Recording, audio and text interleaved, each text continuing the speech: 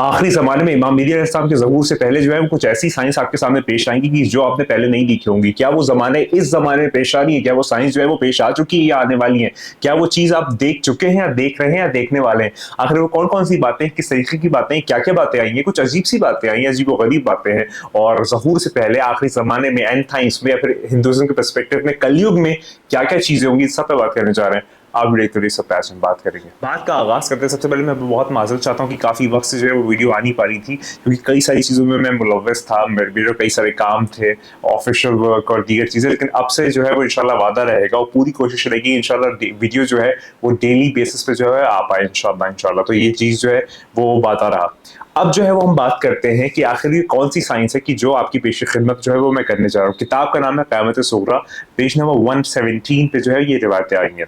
तो जो गुज़श्ता हम रिवायतों पे बात कर चुके हैं आखिरी ज़माने के मुताल्लिक़ या फिर क्या-क्या होगा आखिरी वक़्त में, अब यहाँ पर जो है वो कुछ और क्यूमुलेशन है, कुछ और क्यूरेटेड लिस्ट है, बहुत सारी बातों का मजमूआ जो है वो आपकी पेश-ए-ख़िदमत में करने जा रहा हूँ। यहाँ पर जो है वो धुएँ के मुताल्लिक़ और आग के मुताल्लिक़ जुमला आता है। कैसे? सुनिए ऐसे। 2 जुमले आते हैं जो कि बहुत बड़ी तौर पे जो है वो सिविलाइज़ेशन को नुकसान पहुँचाएगी, यानी कि आबादी को जो बड़ा नुकसान होगा, वो आग और उसके धुएँ के ज़रिए होगा, जैसे सूरह दुख़न भी है कुरान में। तो यहाँ पर अगर हम बात करें कि पहले 1965-1971 में काफ़ी बॉम्बार्डमेंट हुआ, तो वहाँ पर भी ये वाली चीज़ हुई कि बहुत ज़्यादा स्मोक लाइक एम्प्लीफाई हुआ, उसकी ऑडेसिटी काफ़ी बढ़ गई, बहुत ज़्यादा कोलोसल लेवल पे जो है वो सारी चीज़ें हो रही थी। उसके बाद एटमॉस्फेयर जो है जब ये बॉम्बार्डमेंट हुआ, बहुत ज़्यादा भर गया और पेट्रोल पंप जो है उन पे आग लग गई और आसमानों में जो है वो पूरा एक सुर्खी जो है वो छा गई और मतलब कई दिनों तक जो है वो आग लगी रही। ये तो 1965 और 1971 में वर्ल्ड वॉर 2 के दौरान हुआ। उसके बाद जो है अब जो होगा वो किस ज़ाविये और किस पैमाने पे होगा वो तो डिफाइन करना ही मुश्किल है, इतना ज़्यादा होगा क्योंकि हर गुजरता हुआ दिन जो है वो हमें उस जानिब ले जा रहा है। बस ख्याल की ये ज़रूरत है कि क्या आप अपने मौला को याद करते हैं? मैं तो याद नहीं करता। हम सबको जो है वो अपनी इंट्रोस्पेक्शन करनी चाहिए कि क्या वाक़ई हम अपने मौला को याद करते हैं या फ़कत हम इस दुनिया में मुलव्वस हैं? कई दफ़ा मैं खुद अपनी बात बताऊँ, दुनिया के मामलात में इस तरीके से हम मुलव्वस हो जाते हैं कि अपने मौला को ही भूल जाते हैं।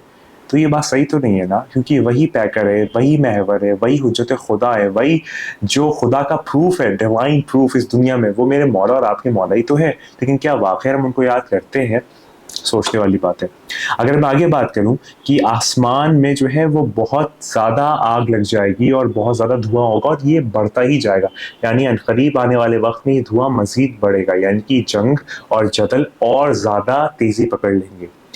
जो व्हीकल्स हैं, अगर मैं बात करूँ जो आजकल वो मटीरियल यूज़ करती हैं वो है फ्यूल। जो भी आपकी गाड़ियाँ हैं, ऑटोमोबाइल इंडस्ट्री जितनी भी चल रही है वो फ्यूल पे चल रही है, तेल पे चल रही है, तो वो भी बहुत तेज़ी से जो है उसमें इज़ाफ़ा होता चला जा रहा है। तो जब इज़ाफ़ा हो रहा है तो कहीं न कहीं उसका भी जो टॉक्सिसिटी है वो पूरे एटमॉस्फेयर में जो है वो फैल रही है। चिमनीज़ के ज़रिए हो गया या फिर और दीगर चीज़ों के ज़रिए जो एक फ़िज़ा ख़राब हो रही है जिसको हम AQI भी कहते हैं, तो उससे भी इंसानों की जान जो है वो बहुत जा रही है और ये एक तरीके से वार्निंग्स है जो कि हदीसों में पहले आ चुकी है। अगर मैं अगली बात करूँ तो वो है लैंडस्लाइड्स के मुताबिक। कैसे? लैंडस्लाइड्स के मुताबिक ऐसे कि इसका जो फ्रीक्वेंसी है, जो इसका अकरेंस है, जो इसकी रिपिटिशन है, जो इसकी तकरार है, वो बहुत ज़्यादा बढ़ जाएगी अर्थक्वेक्स में और उसके बाद बहुत अलग-अलग तरीके के हथियार इस्तेमाल किए जाएंगे जिसके ज़रिए अर्थक्वेक्स का आना मज़ीद बढ़ जाएगा, चाहे वो बॉम्बार्डमेंट हो, चाहे वो माइनिंग हो या फिर लाइक जो डायनामाइट्स लगाए जाते हैं रिफाइनरीज बनाने के लिए, वो सारा कुछ क्या हो रहा है, आप अर्थ की टेक्टोनिक प्लेट्स को छेड़ रहे हो। तो जब अर्थ की टेक्टोनिक प्लेट्स में उछाल आता है, उसमें चेंज आता है, उसकी वाइब्रेशन चेंज होती है, तो ऑटोमेटिकली जो है वो अर्थक्वेक की तरफ चीज़ें जाती हैं। अगर आप साइंटिफिक पॉइंट ऑफ व्यू से देखें, जियोलॉजी के पॉइंट ऑफ व्यू से, ज्योग्राफी में अगर आप पढ़ें, तो जब भी टेक्टोनिक प्लेट्स जो कि 7 लेयर्स हैं ज़मीन के अंदर, जिसको हम कहते हैं तोराब के अंदर, जब वो आपस में टकराती हैं तो फिर अर्थ जो है वो शेक होती है, अर्थक्वेक आता है। तो फिर यही वाली चीज़ यहाँ पर वाज़ेह तौर पे आई है। लैंडस्लाइड जो है वो ईरान में बहुत हुई है, अरेबिया में बहुत हुई है और अब आप देख रहे हैं पूरी दुनिया में ही जो है वो एक तरीके से बढ़ रही है। हमजिनसी बहुत आम हो जाएगी और हमजिनसी जो है उसको एक्सेप्ट किया जाएगा। आप आज आप देख सकते हैं एलजीबीटीक्यू या फिर उसके अंदर जितने भी मुख्तलिफ डायमेंशनलिटीज़ है या फिर डिफरेंट टर्मिनोलॉजीज़ है वो उसमें ऐड ऑन होती चली जा रही है और उसको बड़े प्राउड तरीके से एक्सेप्ट किया जा रहा है सोसाइटी में, समाज में, कि हमजिनसी बहुत आम हो जाएगी। और इस ज़माने में आप देख सकते हैं हमजिनसी बहुत ज़्यादा आम हो गई है, तो ये भी एक बात है। औरतें जो हैं वो औरतों से शादी करेगी। यहाँ पर जो है ये एक उर्दू डेली पेपर आता था, रिपोर्ट आगाज़, उसमें ये पहली दफ़ा रिपोर्ट किया गया था 1973 में कि औरतें औरतों से शादी कर रही हैं। तो ये तो 1973 में इसके आगाज़ हो गया था। आज के ज़माने में तो ये बहुत रफ्तार और तेज़ी पकड़ चुकी है ये चीज़, जिसको आप जानते ही होंगे। मोमिन जो है उनको ऑब्स्ट्रक्ट किया जाएगा खुदा की बंदगी करने में। मतलब ये वाली जो बात है कि मोमिन जो है वो रेडिक्यूल किए जाएंगे और बहुत ज़्यादा उनको बुरा भला कहा जाएगा और जितनी भी रिलीजियस ड्यूटीज़ हैं वो रोक दी जाएंगी या वो करना छोड़ देंगे। मतलब नमाज नहीं पढ़ेंगे, दीगर चीज़ों का पास नहीं रखेंगे, कुरान नहीं पढ़ेंगे और बस बहुत सारे काम नहीं करेंगे। तो जो मोमिन है वो ये करना जब छोड़ देगा तो आप समझ रहे कि क्या वो अलमिया और क्या वक्त आ जाएगा। मतलब आप खुद इमेजिन और रियलाइज कर सकते हैं कि वो चीज़ें किस तरफ चली जाएंगी कि जब मोमिन जो है वही ये चीज़ें करना छोड़ देगा।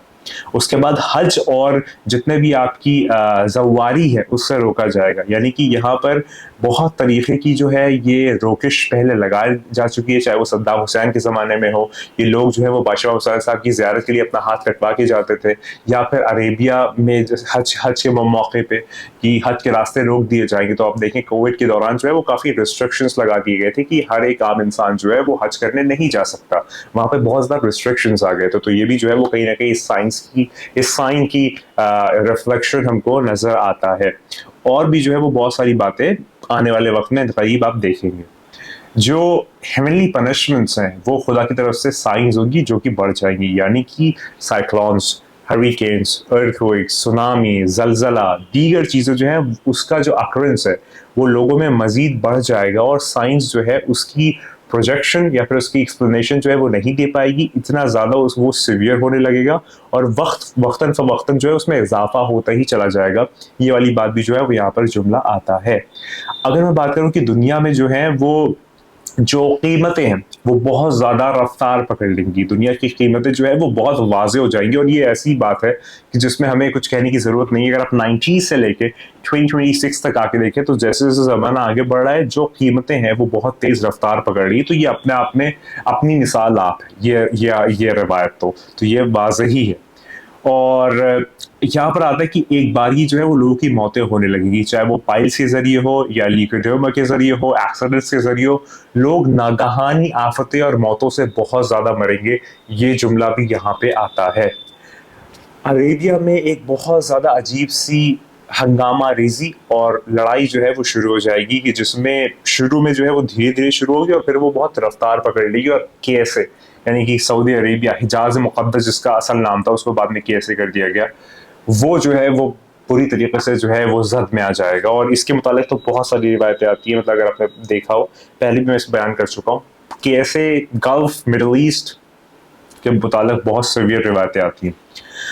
स्याह, सुर्ख और नीले झंडे जो है उनका नजर आना, तीन तरीके के झंडे जो है वो डिटेक्ट मतलब शुरू करेंगे दुनिया को, मतलब दुनिया में आएंगे, दिखेंगे, वाजे होंगे और मुख्तलिफ कंट्रीज के जरिए जो है वो वाजे होंगे। यानी कि मुख्तलिफ लोकेशन के जरिए वाजे होंगे। जो सुर्ख झंडा है वो कम्युनिस्ट कंट्रीज का होगा, जो अमेरिका हो गया या इसराइल हो गया उनका नीला झंडा होगा, और अरेबिया का झंडा जो है वो स्याह होगा। और ये डिस्कशन जो है वो हम दुनिया की सिचुएशन जैसे जैसे ऑगमेंट हो रही है उसमें आप ये चीज़ें देखते चले आएंगे कि कैसे कैसे तब्दीलियां आ रही हैं।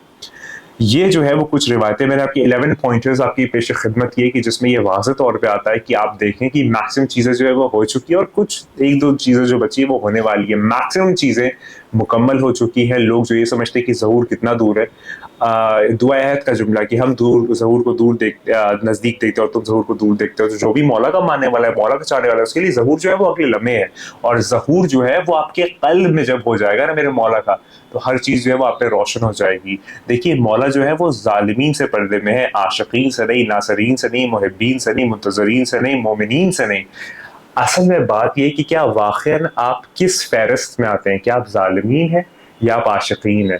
क्या आप बदकारी में मुलव्वस हैं या फिर जो है वो आप अच्छे कामों में मुलव्वस हैं? मौला करीम अपने करीम में गुनाह करते हैं, माफ़ी मांगे, मौला की तरफ राग़िब हो, और मौला जो है वो आपको गले से लगाने वाले हैं। मौला जो है वो आपकी माओ से ज़्यादा आपको प्यार करते हैं। तो जब आपकी माँ आपको नजासत में भी अगर आप उसके पास दौड़ते हुए आते तो आपको गले से लगा लेती है, तो मौला तो करीब अपने करीम है। अहले बैत को रिस्क से पाक कर दिया गया, तो अगर मौला आपको गले लगा लेते तो आप ये ना सोचे कि मज़ल्ला मज़ल्ला सुम्मा मज़ल्ला मौला नजीस हो जाएंगे, बल्कि उनकी तहारत और उनके नूर से आपका कुल वजूद मुजस्सम जो है वो पाक हो जाएगा। मेरे मौला जो है वो मजहर ज़ात खुदा है। मेरे मौला जो है वो खुदा की हुज्जत है। मेरे मौला जो है वो डिवाइन प्रूफ है। मेरे मौला जो है वो डिवाइन डिक्री है। मेरे मौला जो है वो इमामत की सील है। मेरे मौला साहिब ज़मान इमाम ज़लान नरगिस चश्मन यूसुफ सहरा। तो ये 10 पॉइंटर्स 11 पॉइंटर्स मैंने आपकी पेश खिदमत किया, और मुख्तलिफ वीडियो मुख्तलिफ रिवायतों पर कि आज के हंगामी हालात में किस तरीके से क्या चीज़ें करनी है, सफ़र से सफ़र के मुताबिक, रमज़ान के मुताबिक, रजब के मुताबिक, सुफियानी खुरासानी और यमानी के मुताबिक, और दी गई इस तरह की वीडियो जो है वो इंशाल्लाह आप रेगुलर बेसिस पे आती रहेंगी। ये कुछ वक्फे के लिए मैं माजरत चाहता हूँ। याद रखिए, बचत का खाना फ़कत एक है, बचत का रास्ता फ़कत एक है। अपने दिल को सुकून अगर मुअत्तर करना है, अगर आपके दिल में सुकून उतरना है, अगर आपके दिल को वाक़ई वो सुकून पाना है, तो फ़कत और फ़कत और फ़कत अपने साहिब-ज़मान को बुलाना है। याद रखिए, वो आने वाला है, वो बहुत जल्द आने वाला है। तैयार हो जाओ इस बात पे, बार हो जाओ, बार-बार हो जाओ, लगातार हो जाओ कि तेरे मेरे और हम सब के मौला आने। और याद रखी, तू नहीं है, बस वही। खुदा को याद करो यार, खुदा को याद करो। खुदा।